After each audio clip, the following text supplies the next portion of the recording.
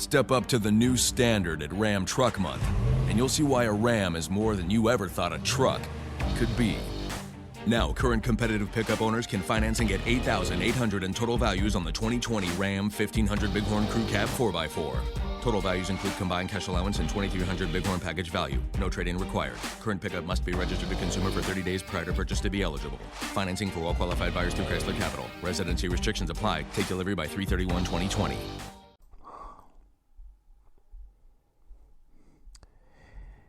Hello, this is Tracy Yates from Reality Check Radio, and this is a spur-of-the-moment podcast based on some new evidence that is so amazing and so mind-blowing that I can't help but to share it. And it is titled Raiders of the Unknown Ark, and it's an article that is based on my latest investigation and written by me. And the subtitle is The First Earth Age and the End Times Connection. So, with that in mind, most everyone has heard of the Ark of the Covenant that God instructed Moses to build. But what if I told you that there's an unknown ark that existed far before the Ark of the Covenant, and it is critical to understanding how the very distant past connects to the last days that we currently live in. And I previously wrote an article for Steve Quell that you can find under True Legends, his Gen 6 site on the internet under True Legends. And it's this article's titled The Hive Mind System, the 6G Internet and the Hive Mind System. And in this article, I mentioned that the capstone of the Great Pyramid was missing and that it would be replaced in the near future in order to resurrect ancient advanced technology and merge it with modern technology. What I didn't mention is that the capstone is just one of two critical and missing pieces of the Great Pyramid that will need to be restored in order to bring this ancient technology back to life. Enter the unknown ark. The coffer in the king's chamber of the Great Pyramid is the exact dimensions of the Ark of the Covenant, so that the ark would fit inside it like a glove, with room for carrying poles, the poles that were fit through the rings of the ark and that were instructed never to be removed, and the lid of the coffer to fit perfectly in place. The problem is the fact that the Great Pyramid existed thousands of years before God told Moses to build the Ark of the Covenant. As I mentioned in my previous article, the Great Pyramid is the earthly replica of the heavenly Jerusalem. And if you've listened to any of my previous podcasts, you understand this. The heavenly Jerusalem is the city of God where God sits on the mercy seat of his heavenly throne. The Ark of the Covenant is the earthly replica of his heavenly throne that was made in our current earth age. Most of you are probably familiar with the Ark of the Covenant as it is depicted in the hit movie Raiders of the Lost Ark. Though we can probably all agree that this depiction of two cherubim with their wings spread out covering the ark looks impressive, but we can also agree that it doesn't look very comfortable. And what we need to remember is that this is the supposed depiction of the mercy seat or throne as depicted in Raiders of the Lost Ark. However, the late Ron Wyatt was a Christian archaeologist that claimed to have found the Ark of the Covenant.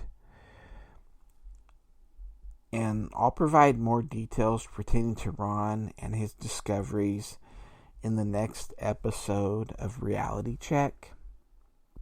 However, after carefully reviewing the details of his account, I've come to the conclusion that Mr. Wyatt was telling the truth.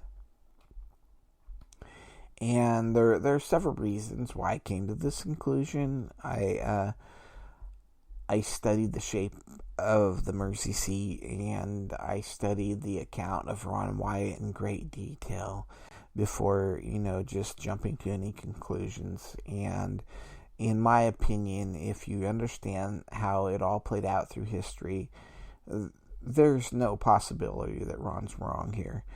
But, you can do your own studies, draw your own conclusions. However, Ron provided an illustration of the ark that stays within the given biblical measurements and description, and also looks like an actual throne that someone could sit on. Notice that the depiction by Ron forms a triangle where the cherubim wings come together. This triangle most likely represents the pyramid-shaped heavenly Jerusalem where God's throne exists. This brings us back to my previous point. The Great Pyramid is the earthly replica of the heavenly Jerusalem, and it existed thousands of years before Moses' instructions by God for building the Ark of the Covenant ever came about.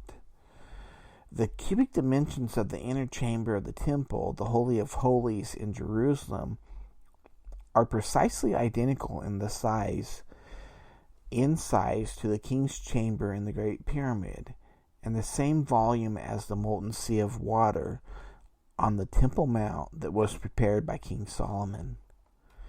These facts show that Solomon's temple was, in several ways, modeled after the Great Pyramid.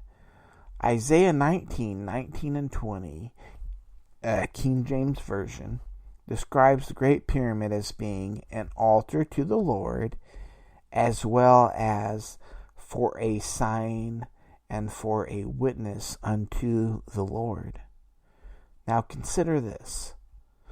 God gave King Solomon the precise instructions for the layout of the temple. At this time in history, the king's chamber in the Great Pyramid was sealed up and had never been breached. This is further evidence that both of these temples were designed by God. As a testament to this, the Great Pyramid is the only remaining wonder of the world out of the original 7 wonders of the world. This begs the question, how is this pyramid a sign and a witness for the Lord? Well, it is a witness of the first earth age and a sign of what is to come in the last days. Several archaeologists that have not been brainwashed by the system agree that the Great Pyramid far exceeds the 4,500-year-old date stamp that those in the mainstream media have placed on it. This date stamp assumes that the Great Pyramid was built under the guidance of Khufu during the 4th dynasty using very basic tools. Anyone that has studied the Great Pyramid and is worth their salt will tell you that its construction required highly advanced technology. Most will tell you that we would have a hard time duplicating this technology that was in the pyramid today. In fact, the Japanese, funded by Nissan, tried to build a third-scale model of the Great Pyramid and failed. There's a star constellation that was discovered etched in one of the shafts of the Great Pyramid, and using a computer they ran back the clock until the night sky perfectly matched this constellation. They got a date of 9,900 years ago. This doesn't mean that the Great Pyramid is not older than this, but it definitely means that this pyramid isn't any younger than the night sky that was being observed by whoever made this inscription. This lets us know that this pyramid is proven to be pre-Adamic. Those that have ran back through the biblical genealogies have shown that it has been about 6,000 years since the creation of Adam. This places the Great Pyramid as having been here during the first Earth Age. So why is this important? It's important because this unknown ark is also pre-Adamic. This is where this article suddenly becomes very interesting for those who have the ability to sort the truth from conspiracy, or in biblical terms, for those who have ears to hear and eyes to see. God placed Lucifer in charge of the first Earth Age before his fall. In the beginning, there was only one cherub that covered God's mercy seat, and we can find verification for this in Ezekiel 28:14, King James Version. Thou art the anointed cherub that covereth, and I have set thee so. Thou wast upon the holy mountain of God. Thou hast walked up and down in the midst of the stones of fire. And many people that have studied this, including the late David Flynn, would say that the stones of fire are the planets in our solar system. Moving on. The holy mountain of God is the heavenly Jerusalem. Lucifer was the cherub that covered God's throne during the first Earth Age. At this time, Lucifer was perfect, and he hadn't committed any sin. And we can find verification for this in Ezekiel 28:15. Thou wast perfect in thy ways from the day thou wast created till iniquity was found in thee. The Great Pyramid is a replica of the heavenly Jerusalem that was built during the first Earth Age. The ark in this temple only had one covering cherub. This cherub was Lucifer. Remember, the ark is a throne or seat. This means that Lucifer's position on this ark catered to the formation of a throne. Now picture Lucifer kneeling on the back of the mercy seat with his wings extended out to either side and the tips of his wings touching down on the front corners of the mercy seat. Lucifer's body makes the back seat portion and his wings make the sides of the throne. During the second Earth Age and the time of Moses, God placed two cherubim on the mercy seat of the Ark of the Covenant. This was likely to prevent the pride that occurred by giving one entity such an exalted position. However, the original earthly temple built for the Lord was the Great Pyramid, and the original cherub that covered the mercy seat of the ark that sat inside the temple was Lucifer before his fall. So what happened to this original ark that was placed in the coffer of the Great Pyramid? This brings us to the story of Caliph al-Mamun. The official story has it that around 832 AD, al-Mamun and a group of his servants bore a hole in the Great Pyramid that was about 30 feet below and off to the right of the pyramid's original door. This door was said to be seamless and undetectable during this time period. This tunnel miraculously led directly to the main tunnel that connects to the king's chamber. Now, the fact was that the door wasn't undetectable, and that al-Mamun knew, the door had marks on it. It had been opened before, and he knew where this original door was, and he went through the original door. After he and his men entered the king's chamber, they found the coffer empty and left empty-handed. However, al-Mamun is said to be the first person to ever break into the king's chamber. So, the question is, did he really find the coffer empty, or is there more to the story that al-Mamun wanted to keep hidden? Further investigation reveals the coffer was too big to fit through the tunnel that leads to the door of the Great Pyramid, or the main entranceway. This means that the entire pyramid had to have been built around this coffer. At this time period, and we're talking about 832 AD, The pyramid had never been breached. At least the king's chamber. The pyramid had been entered, but the king's chamber had never been breached. The chance that Caliph Mammon could bore a tunnel that would lead directly to the tunnel that extended to the king's chamber is 1 in millions. Further investigation tells us that the official story by Mammon is a cover-up in order to hide what actually happened.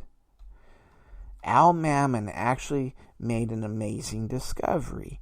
He discovered a coffer that had a perfectly fit lid that weighed at least half a ton and had several nubs that protruded to bond with the identical indentations in the coffer. There was no way that his men could lift or push this lid off. Therefore, they had to hammer out the left side front corner of the coffer in order to create a space in which they could insert a pry bar in order to pry off this lid. As Mammon and his crew exited this chamber, they would have to pound away the low-hanging ceiling and then pound away the sides of the too narrow main door tunnel out of the pyramid in order to fight an uphill battle, because the main entranceway was uphill from the king's chamber, so that they could make an exit. The far easier path would be to take the direct path that led out of the king's chamber and force an exit way directly through the wall. As we observe the Great Pyramid today, we can see that there is an entrance, which in Caliph Mammon's case was actually an exit, that is wide enough to fit the given dimensions for the ark. Remember, the original door to the king's chamber is not wide enough. It doesn't fit the dimensions of the ark. And this doorway that Caliph Mammon made can be observed about 30 feet below and off to the right of the pyramid's original door, as shown in the photo below, or in this case, I'll put it in this YouTube video, in the photo with two men standing at the entrance. And in the next photo that I'll provide in this YouTube video, it shows evidence that they did indeed pound out the left-hand corner of the coffer in order to establish a place to insert a pry bar. The overwhelming evidence flies in the face of the original story and shows that Caliph Mammon did in fact steal the original Ark of Lucifer that was stored for millennia inside the coffer. This ark seemingly disappeared from existence at this point in time. Enter the Ark of Gabriel. Caliph Mammon was a descendant of the Prophet Muhammad. The first records of Muhammad survive in the historical works of writers from the 3rd and 4th centuries of the Muslim era, which is 800 to 1000 AD. Even though Muhammad is said to be born April 22nd, 571 AD, is it just a coincidence that these records start during the lifetime of Caliph Mammon, which is beyond the lifetime of Muhammad? There was no records of this event during the lifetime of Muhammad. Caliph Mammon lived from 786 AD until 833 AD, which happens to fit perfectly within the time frame that these events took place. As the legend goes, the angel Gabriel was said to have given Muhammad the Ark of Gabriel. Muhammad was instructed to hide this ark beneath the temple of the angels, worshipped before the creation of man. This temple, according to Muslim tradition, is the great mosque of Mecca. They make it clear that this Ark of Gabriel, though they consider it equal to, is not the Ark of the Covenant. Caliph Mammon had a younger brother that their father, Harun, named Muhammad after the Prophet Muhammad. In 802 AD, their father, Harun, took them to Mecca, where Mammon's brother would be declared ruler over Baghdad, and Mammon would be ruler over Khorasan. I want to make it very clear that both Muhammad and Al-Mamun's religion was Islam, so they would have worshipped and revered the great mosque of Mecca, and they were both rulers over this area at this time period. If Caliph Al-Mamun ever obtained possession of a sacred object, he would have hidden it near the area where they worshipped, which was the Mecca. And it was 832 AD when Caliph Al-Mamun made his trip to the Great Pyramid and stole the Ark and returned. And as Paul Harvey would say, here's the rest of the story. When the Roman Catholic Crusaders pillaged Constantinople in 1204, the Eastern Orthodox Church was able to squirrel away the contents of a manuscript from the Hagia Sophia Cathedral titled Gabriel's Instructions to Muhammad. The document details the message that the archangel gave to Muhammad in a cave near the holy city of Mecca, Saudi Arabia. It tells of a box, an ark, that holds a tremendous power and belongs only to God. This ark was forbidden to be used until the resurrection day, and until then, buried in an altar within the place of worship of the angels before the creation of man. And that's a quote from www.gaia.com.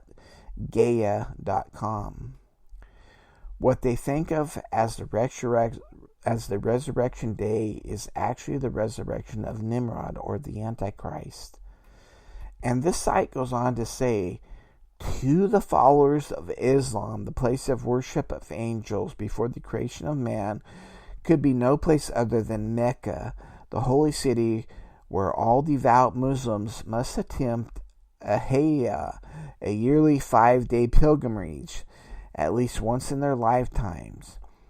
And it is here that the Ark of Gabriel was said to be buried beneath the Grand Mosque, quietly awaiting for the end of the world. But due to the ever-growing influx of pilgrims coming to pray at the Grand Mosque, the structure had continually expanded to keep up. During such a construction effort, a crew of laborers purportedly discovered the Ark of Gabriel that had been secreted away for over 1,000 years. The consequences were severe. On September 11, 2015, a crane fell, causing 107 casualties, including the 15-man crew that had originally went down to remove this Ark of Gabriel, and it injured as much as 238 other people. The conspiracy alleges that as a cover-up, the spokesman for the presidency of the Grand Mosque and the Prophet Mosque attributed the so-called accident to a strong sandstorm, winds, and torrential rains. But why? A report that claimed to belong to Russian Ministry of Defense says it was on this day that the construction crew attempted to remove the Ark, and it states that the workers were killed by a plasma emission that spewed up from the ground with such vengeance that it knocked over the massive crane. The authorities did not give an official statement. A photo that was caught before the catastrophe raises many questions. It's a flash that was caught a few minutes before the tragedy was produced. Immediately after the second catastrophe, His Holiness Patriarch Kirill of Moscow was contacted by the Saudis. But why? Because the Russian Orthodox Church holds an old Islamic manuscript which was rescued by the Roman Catholic Crusaders in 1204 when they robbed the Hagia Sophia Cathedral in Constantinople, today Istanbul, Turkey. And this manuscript, titled Gabriel's Instructions to Muhammad, presents the history of the instructions given to Muhammad by the angel Gabriel in a cave called Hira, located on Mount Jabal an-Nur near Mecca. It would seem that the historical pieces of this proverbial puzzle are finally coming together. What they are calling the Ark of Gabriel is actually the Ark of Lucifer that Caliph Mammon stole from the coffer in the Great Pyramid of Giza. The elite that rule our current Earth age admit that they worship Lucifer. It is highly unlikely that Muhammad was ever actually visited by an angel that gave him an ark. However, when we consider the timeline of the writings of Muhammad, which is 800 AD to 1000 AD, as compared to the life of Al-Mammon, which was 786 AD until 833 AD, the evidence points to Al-Mammon as being the source of this story. They would never call it the Ark of Lucifer because of all the red flags this would set off for anyone following these events. Obviously, Islam worships Lucifer, but they don't want people to know that.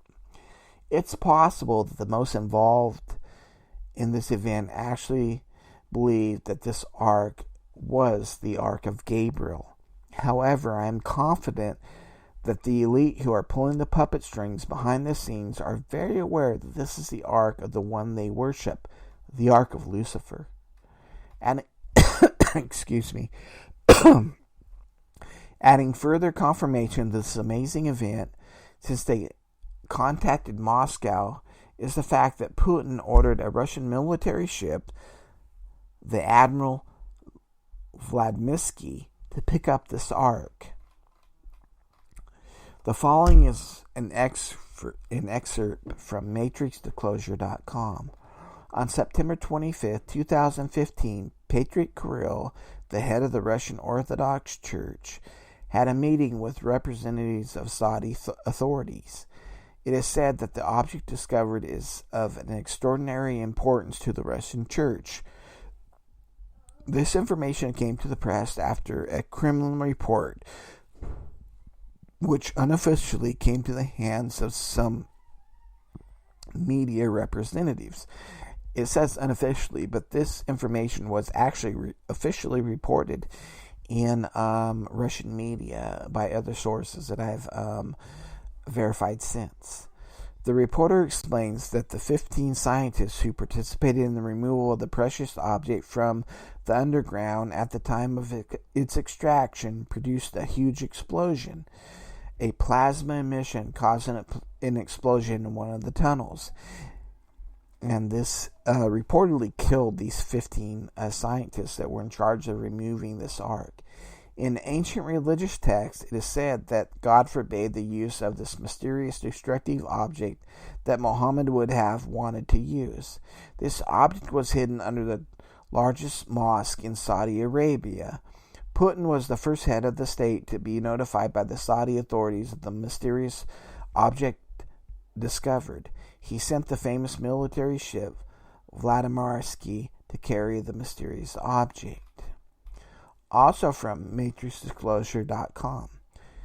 Interestingly, on February 12, 2016, a historic meeting, the first in over 1,000 years, took place in Cuba between Pope Francis, the leader of the Roman Catholic Church, and Patriarch Kirill of Russia, the head of the Russian Orthodox Church.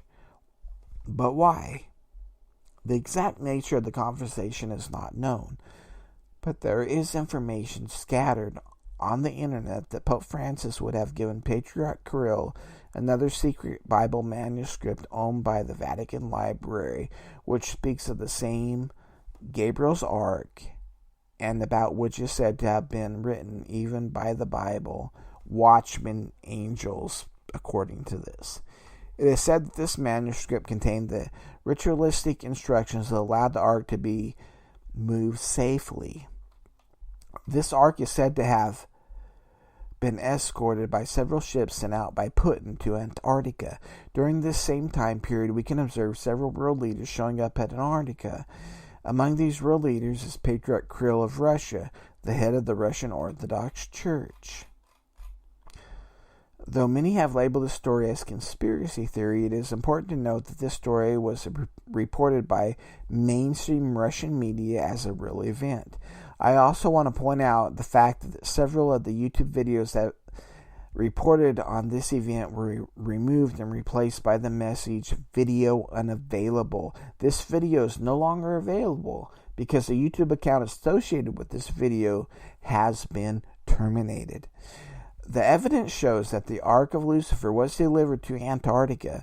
There's only one church in Antarctica, and it's the Russian Orthodox Holy Trinity Church. And since then, I've learned that there's probably, maybe 5 churches by different religions in Antarctica, but that's kind of besides the point. Patriarch Kirill reportedly did an ancient ritual at this church in order to suppress the powers of the Ark of Lucifer, so that it could be safely delivered into satanic hands, the satanic hands of the elite that rule the empire beneath the ice, as written about by Steve Quayle. Now we need to understand that the elite truly believe that Lucifer is God. They also believe that an army that marches with the Ark before them is invincible. Excuse me. The Ark is the second missing piece, as mentioned in the beginning of this article, to the Great Pyramid of Giza. It will be returned to the coffer in the Great Pyramid as a primary power generator that supports the future hive mind beast system.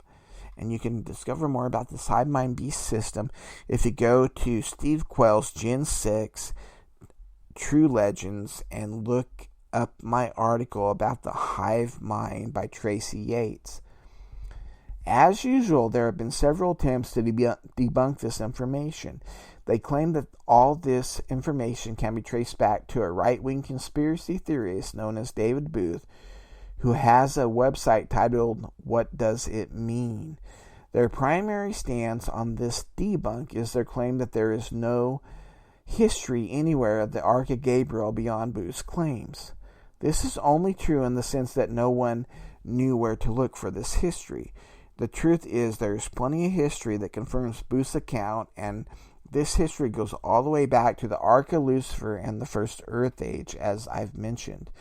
When I checked out Booth's site, I found that his reports are in alignment with much of the things that us right-wing folks believe to be true. This is the first time that this complete story has been released anywhere that reveals the Ark of Gabriel, and that is actually the Ark of Lucifer that was discovered by Al Mammon.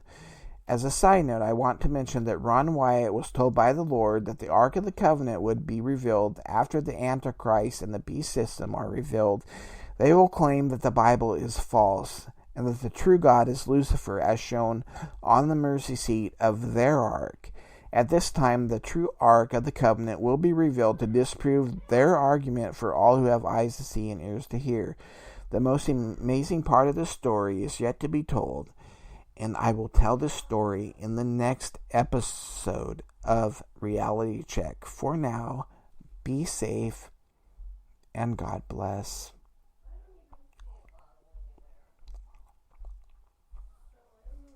Celebrate the big 2020 with T-Mobile. Switch now and get 2 lines for just $90 and 2 new iPhone 11s on us. So you can take a portrait built for 2 with the ultra-wide camera. Oh, that's a good one. Oh, cute. Hurry in to T-Mobile and get 2 lines for $90 and 2 iPhone 11s on us with qualifying trade-ins. Via 24 credits for well-qualified buyers with autopay, plus taxes and fees. If you cancel before receiving 24 credits, you may owe up to the full value of your device of $699.99. Contact us. Qualifying port-ins and finance agreements required. Celebrate the big 2020 with T-Mobile. Switch now and get 2 lines for just $90 and 2 new iPhone 11s on us. So you can take a portrait built for 2 with the ultra-wide camera. Oh, that's a good one. Oh, cute. Hurry in to T-Mobile and get 2 lines for $90 and 2 iPhone 11s on us with qualifying trade-ins. Via 24 credits for well-qualified buyers with autopay, plus taxes and fees. If you cancel before receiving 24 credits, you may owe up to the full value of your device of $699.99. Contact us. Qualifying port-ins and finance agreements required.